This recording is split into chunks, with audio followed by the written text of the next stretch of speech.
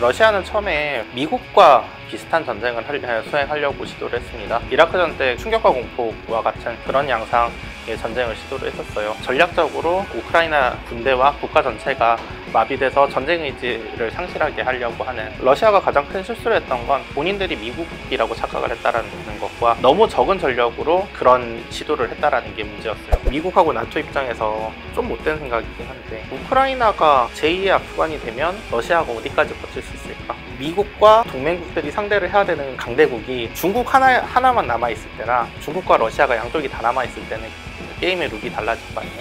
나토하고 러시아 사이에도 암묵적인 룰이 있단 말이에요. 양쪽이 서로 부딪히면 이거는 진짜 전쟁 커진다. 그리고 결국에는 그건 핵전쟁으로 갈 가능성이 있기 때문에 서로 좀 피하자라는 기본적인 합의와 룰이 있기 때문에.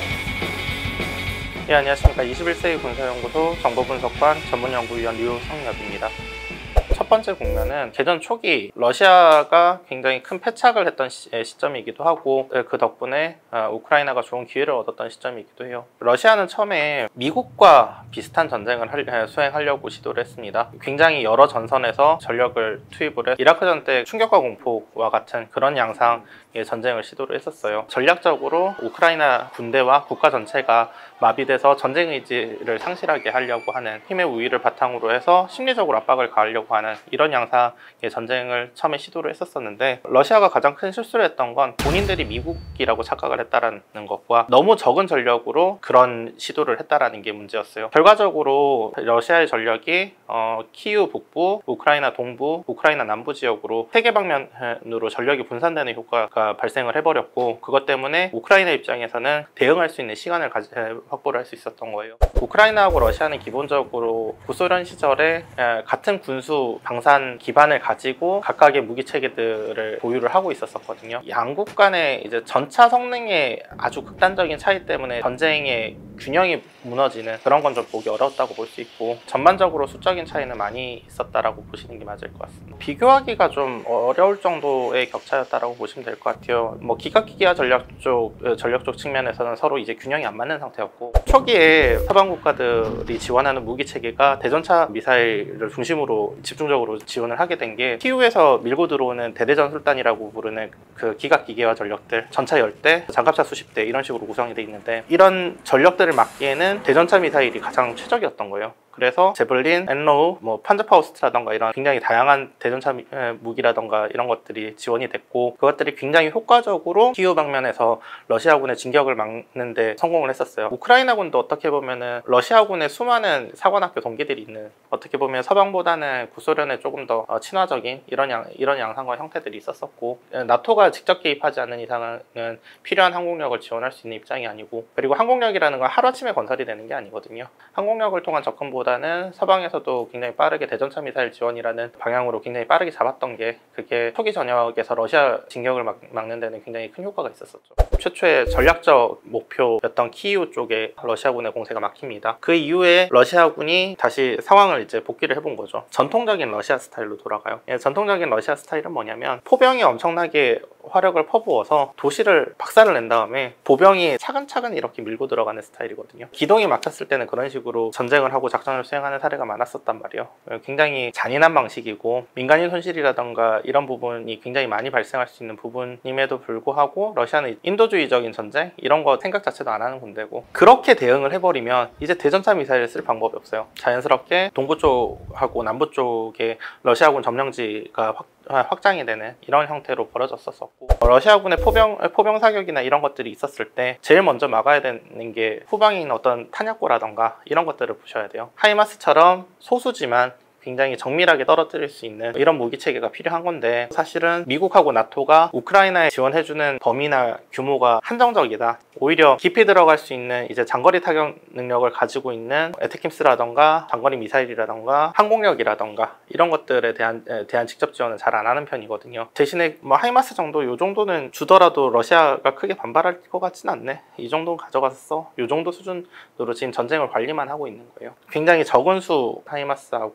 있고 이런 것들이 들어가 있는 상태라고 보면 되고, 그게 현재의 그냥 전선을 고착시키는 수준 정도의 역할밖에 못하고 있다. 미국이나 나토 입장에서 역으로 생각을 해놓고 보면 이 전쟁이 짧게 끝나는 게 좋을까? 라는 의심은 있거든요. 최근에 미군 전력이 중국하고 경쟁에서 많이 어려움을 겪는 결정적인 이유 중에 하나가 이라크전하고 아프가니스탄 전쟁 통해서 지나치게 많은 전비를 사용했기 때문이거든요. 역으로 미국하고 나토 입장에서 좀 못된 생각이긴 한데, 우크라이나가 제2의 아프간이 되면 러시아가 어디까지 버틸 수 있을까? 이미 신냉전은 확정인 상황이고, 그 신냉전에서 미국과 동맹국들이 상대를 해야 되는 강대국이 중국 하나만 남아있을 때나 중국과 러시아가 양쪽이 다 남아있을 때는 게임의 룰이 달라질 거 아니에요. 오히려 러시아를 여기서 좀 더 오래 묶어둘 수 있는 방법을 고민을 하면, 전쟁을 수행하는데 필요한 적절한 무기체계를 제때제때 공급을 하는 것보다 이런 식으로 전쟁의 기간을 늘려나가는 게 뭐 군사적인 입장에서는 더 맞는 걸 수 있죠. 미국하고 나토의 장기적인 선택이라고 봐요. 그래서 러시아군이 계속 경고를 했던 건 나토가 직접 개입하는 것은 핵전쟁이다라는 식으로 나왔거든요. 우크라이나군은 개전할 때까지 누구의 편이 된 상태가 아닌 상태로 개전했어요. 전략적으로 굉장히 불리한 상황에서 전쟁을 시작한 건 맞는 거죠. 나토하고 러시아 사이에도 암묵적인 룰이 있단 말이에요. 양쪽이 서로 부딪히면 이거는 진짜 전쟁 커진다. 그리고 결국에는 그건 핵전쟁으로 갈 가능성이 있기 때문에 서로 좀 피하자라는 기본적인 합의와 룰이 있기 때문에, 그 룰 측면에서 놓고 봤을 때는 폴란드 같이 바로 내 지금 앞마당에서 전쟁 벌어지는 나라들은 야 뭐하냐 나토 같이 싸우자라고 얘기를 하고 싶지만, 역으로 뒤로 떨어져서 독일이나 프랑스 이쪽은 러시아 편도 많이 들어요. 야 니네 때문에 지금 전쟁 나서 가스값 오르고 우리 힘들어. 그냥 전쟁 여기 적당히 하자. 이런 입장도 있어요. 그러니까 폴란드 군이 보유하고 있는 F-16이 뭐 직접 개입해서 이 전쟁을 수행하고 이건 사실상 좀 힘들고, 폴란드 군이 가지고 있는 미그 29를 우크라이나 군에 넘겨주는 것도 그것조차도 말이 굉장히 많았었어요. 양쪽 다 공중고세를 못 잡고 있는 상황이 왜 발생을 했느냐, 양쪽 다 너무 좋은 지대공 방어 체계를 가지고 있기 때문이요. 최근에 함이라고 얘기하는 대레이더 미사일 같은 것들이 우크라이나에 들어가서 우크라이나에서 쓰고 있다라는 게 미 국방부 관계자들 입을 통해서 뭐 CNN 보도나 이런 것들을 통해서 나오고 있거든요. 그리고 실제로 그 미사일들이 사용이 된 흔적들도 있고, 그리고 그 미사일들이 사실은 전투기에 붙여서 써야 되기 때문에 미그 29 전투기 같은 것들이 뭐 밀 스탠다드 적용된 형태로 성능 개량이 됐었을 가능성들, 이런 것들이 지금 상당히 높은 상황이에요. S-300이나 S-400 같은 러시아군의 지대공 미사일들을 타격을 해야지 우크라이나 공군도 해당 상공에서 비행을 할 수 있는 조건이 맞춰질 거란 말입니다. 다른 한편으로는 미국하고 서방에서 이렇게 메시지를 주는 거예요. 전쟁 길어지면 우리가 결국에는 항공력을 우크라이나에 지원할 수밖에 없는 상황이 벌어질 거고, 양쪽이 현재는 균형이 이루어진 상태로 보시면 되고, 양쪽 어느 쪽도 굉장히 빠른 시간 안에 극단적인 전선 변화가 있기 힘든 국면이라고 보시면 돼요. 최근 한 1개월 사이에 러시아군 점령지가 확대가 되는 속도가 확 줄었어요. 러시아도 작전적 한계에 봉착을 했다는 뜻이거든요. 러시아가 지금 중국하고 인도를 제외한 거의 전 세계에서 지금 고립이 돼 있는 상태인데, 여기에서 어디선가 갑자기 튀어나올 포탄이 더 있는 것도 아니고 어디선가 더 튀어나올 전차가 있는 것도 아닌 상황이고, 그렇다면 결국에는 러시아도 지금 가지고 있는 전력에서 해결을 해야 되는데, 겨울까지 이 전쟁을 이어간다라고 생각하면 겨울에 쓸 전력은 또 따로 빼놔야 되거든요. 항공력 빼고는 거의 대부분 들어간 것 같아요. 미국이나 나토도 냉전 끝난 지가 지금 벌써 30년이 넘었잖아요. 우크라이나에 바로 보내줄 수 있는 무기가 생각보다 많이 없어요.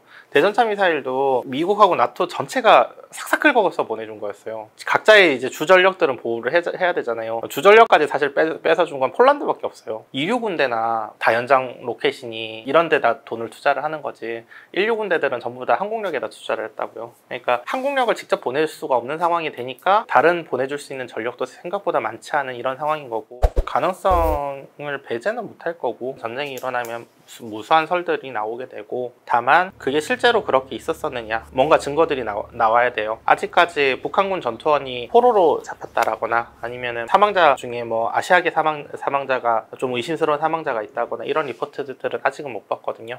그런 것들이 좀 나와야 되겠죠.